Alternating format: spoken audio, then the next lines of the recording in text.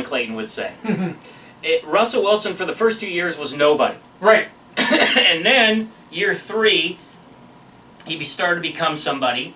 Year 4, he is somebody. Right. And now you've got all that extra pressure, all those extra expectations. You've always expected it from yourself if you're Russell Wilson. We know that because he said it.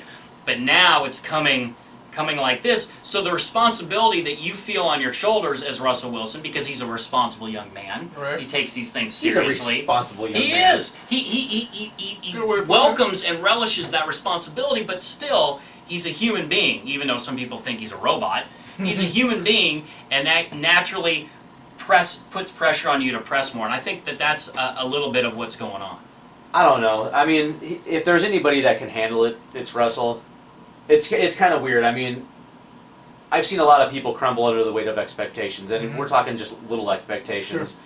And from the jump, and we had this conversation 4 years ago when he was entering his first training camp, and we had the conversation between who was the scrubby backup that we brought in from Matt Flynn, and we were talking about we were having this conversation. Brought him in to start. We were having that conversation about what point in time would be good for the Hawks just for this season, not 2 seasons from now, 3 seasons from now, but just the weight of coming in as a 3rd round pick, coming into the situation where you're really kind of in win now mode, and the weight of the expectations of being saddled with the responsibility of being a starting quarterback right out of the gate and picking up the subtle nuances of the offense and being able to automatically deliver right out of the gate. And I said, you know what, that might just be a little too much for this kid who literally has had one really solid year of playing college football at Wisconsin. It was in the Rose Bowl.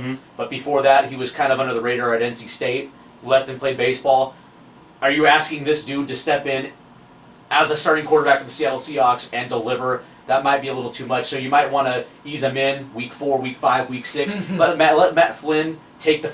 Brendan, you looked at me, or you talked to me straight on the phone, you basically said, this kid can handle it. Yeah. This kid can handle it, and he's got the command of everybody in that huddle, which is something you had never seen at that point in time. Never. A rookie stepping in, and everybody's looking at him like, that's it was incredible. I get goosebumps thinking about it. So if anybody can handle the pressure of the expectations, even when it comes to dating an ugly girl, and then also having the weight of having the franchise contract, and also being a dude that now all of a sudden you're a Super Bowl champion. So now that has ratcheted up. I think Russell can handle that. I do too. I'm not saying he can't handle it. We're just saying that this is having some kind of effect on him. I think this is what we're seeing right now is maybe a little bit of lull in his game, but for the most part, you have a coach that is embracing all of his strong suits, and just allowing him to work through whatever he's behind a shitty offensive line. Right, and that's the whole thing, is you're just seeing a coach that is embracing him at every single step and saying, you know what, it doesn't necessarily matter. I mean, there's a few things that we clean up. Just go out there and play your game, and don't worry about what everybody's saying. Just go out there and we trust your decision-making process. That's what I think this really is. By the way, Ciara is hot as fuck. I don't think she's hot at all. She is hot. Dude, she's not hot at all. Look, I'll say this. She's out of my league because I'm a lot older, so I'm going to leave her to the young guys to determine she's like a 6 this, that, and the other.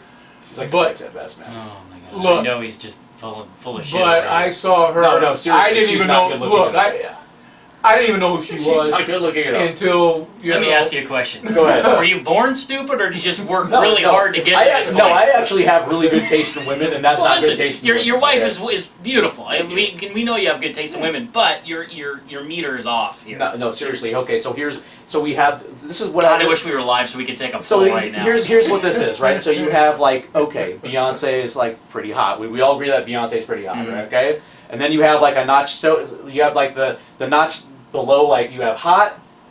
Yeah, she's pretty good. She's pretty cute. And then you got your cute chick with the girl next door with a nice butt. And then you got like Kelly Rowland, and then you got like Ciara, like right down here. It's like you're not even like 1, 2, 3, 4. You're like kind of like between like 4 and 5. That's Ciara to me. 4 and 5, man. You just went from 13 down to 9.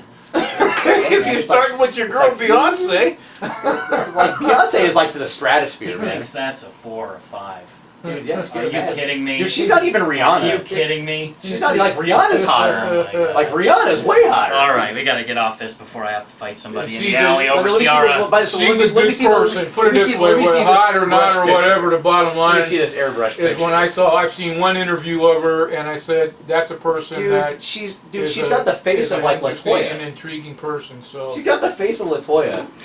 All How right, can you let's look get at to that? our predictions and keys to the game here. don't touch me. I know. This is, coming in talking about lucky you're a Stanford and the cougar right Cougars. now because. Yeah, All right, right. let's start with the mouth over here who doesn't like Ciara. Give us your prediction and game keys.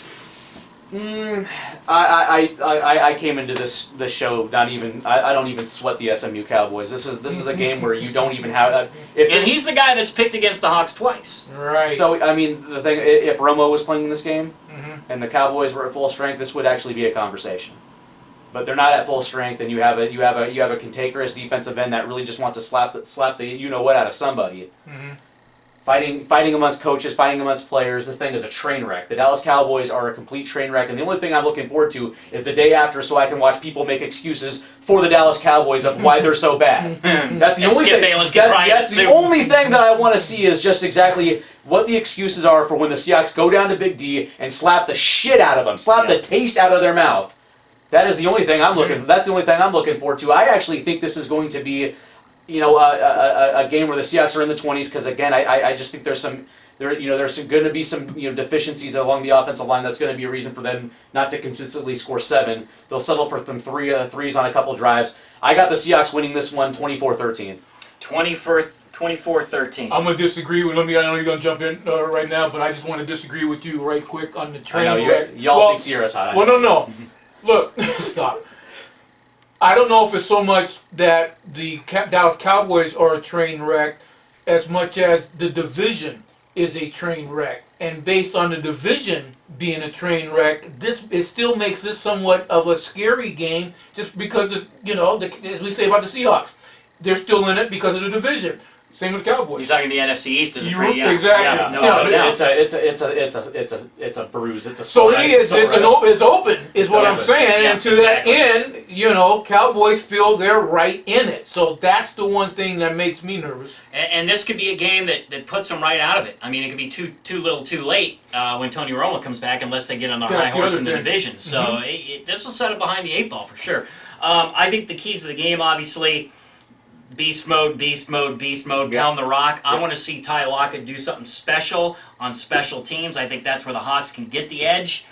Is special teams, whether it's excellent field position. I don't know that they're going to kick him the ball, but on punt return opportunity, and then take a couple shots downfield, protecting Russell Wilson. They got to find a way to do it. Russ has to, like you said, Steve, get rid of the ball quicker, be smart about it. He might be scrambling a little bit more. There might be more designed run plays for Russ to get him out of the pocket immediately away from Greg Hardy on that left side. Depends on if Okung's good to go or not, but I think the Hawks are going to have a fairly easy time with this game, 27-17. Commando, take us out of here. My keys to the game, you guys, are the turnovers. The Seattle Seahawks, as I've been watching every game this week, leading all 7 games, they've made enough turnovers and got enough breaks to win those games, but then they have an uncanny way of turning the ball back over and opening up the door, leaving the door open, I guess, more to the point. Not stepping on throats. Right, exactly. So, man, one of the biggest keys to this game is the turnover ratio. The Seattle Seahawks, as you just talked about a little while ago, Captain, Russell Wilson in this game just cannot. He can throw a pick, but you can't be just letting fumbles get away from you. I agree with you guys as far as running the rock. Beast mode, as you said, beast mode.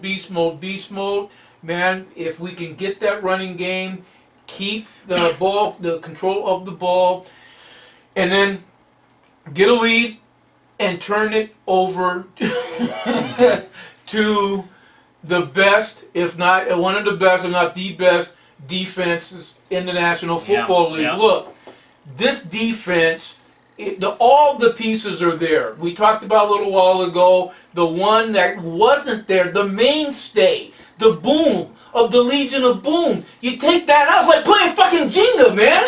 You pull that pin out, and next thing you know, whammo. Yeah. And that's what we've seen, starting off this season, and then once he came back, week 3, 4, 5, building it back, watching these games. He's had a couple of bad games, but Cam Chancellor's had a couple of monster games, as we have seen. So I'm looking for this entire defensive unit, because when it really comes down to it, you guys know as well as I know, Pete Carroll's teams are defense. And based on that, we've seen the Seattle Seahawks be nothing but defense. And so I'm looking for the biggest key of this game, as I said earlier, that defense, getting some takeaways, and giving the ball back to the offense. I like what you said about the special teams. They haven't seen a big play recently, so he's due for a big play. And I'm just looking, for the Seattle Seahawks, for the season to start the way that it has, for them to be in position because of the divisional situations we talked about. Here we are at week 8. They've only played 2 division games. Man, last year the party started at 3-3. This year the party starts at 4-4. They come home, they get the week 9 bye, and then they have Cardinal bookends. Mm-hmm. The season goes from week 10 to week 17, booked in between 2 Cardinal games. You come home, you take down the Cardinals, you take down the Niners, you take down the Pittsburgh Steelers, and man, everything's going to be all right. Well, back on track as far as the Seattle Seahawks go. I'm standing by what I said earlier today on Game Time Sports Talk, the real sports talk show in the Northwest. 35-21, the Seattle Seahawks go down to 21. Big D. They got that big-ass stadium. They got that big-ass TV. They say everything is bigger than Texas. All right. Then go down there and put a Texas-sized ass whooping on the Dallas Cowboys and come home like the 2-time defending NFC champs that you are. Say it. Go Seahawks. Say it. Rock and roll. Rock and roll. Awesome, and that's the way to end this thing. Next week we're going to be on location, TBD. But bye week. That's right, the bye week, and the week after that we're on location. You're going to Hawaii with your beloved soon. Yep. So we're going to have to work out the details, but let's come back 4-4 and get this done. That's going to do it for us. The insider, Steve Silver. We've got Commando Dave live from his bunker and a gracious host. Perpetuated by the gas man. Rock and roll, perpetuated by the gas man. Rock and roll, you guys. Cheers, go guys. Rock and roll.